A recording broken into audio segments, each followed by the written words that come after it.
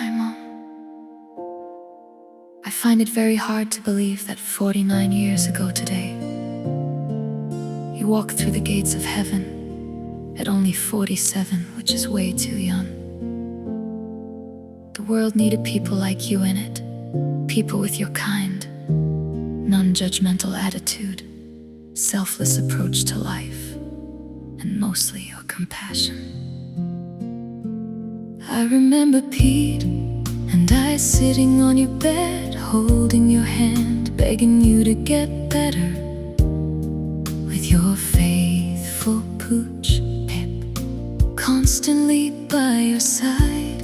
Every time you moved, that faithful pooch would tilt his head and watch you, hoping in his heart that you were gonna take him for his walk.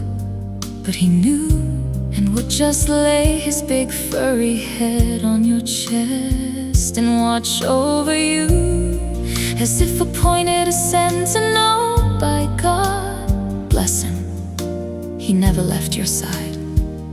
As you lay there for 6 months in bed, in agony, hallucinating, he passed 4 years later, and I know he is running free with you, up there in the clouds on the other side of that fabled rainbow bridge, guarding you now as he did then, with that bloody cat of yours sleeping on the end of your heavenly bed. I still see your face contorted in pain as you try to turn your head and smile back. You couldn't, but you tried, always a fighter. And I know in my heart that you were trying to acknowledge us. I can still see your hand reaching for us, wanting to hold the hand of your children, to feel Pip's fur as he lay beside you. I often wonder what thoughts were going on inside your head. You couldn't speak, but I know the kind of person you were, and that tells me your thoughts weren't of death, of pain, but of us, your kids, your family.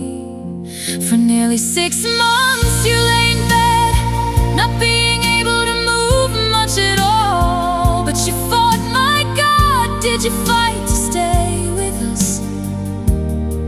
You weren't going easily, that was for sure. I imagine that you fought with the same tenacity and determination as Dad did at Normandy, which made you and Dad the parents you were. I watched every day as you got weaker. My only release was having to go to school, as you wanted the best for us. And Monday and Thursday, I would go to the ATC. So proud you were when I wore my uniform and passed my first exam. The rest of the time I would be there with Pete, Pip, Dad, and Candy, and various others, as we sat by your bed. Oh, Mom, I still miss you. After all these years, we all do. The pain is still so strong. Time is a great healer, they say. Whoever said that must have been drinking your lessons in life, that you taught us as we grew, still have a special place in my heart. But the world is a different place now, and I doubt you would be happy if you could see how this country has changed.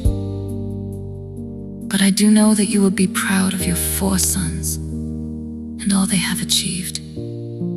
You have grandchildren, and yes, Mom, there are still furry friends in the family. Rest in peace, you sweetest of angels.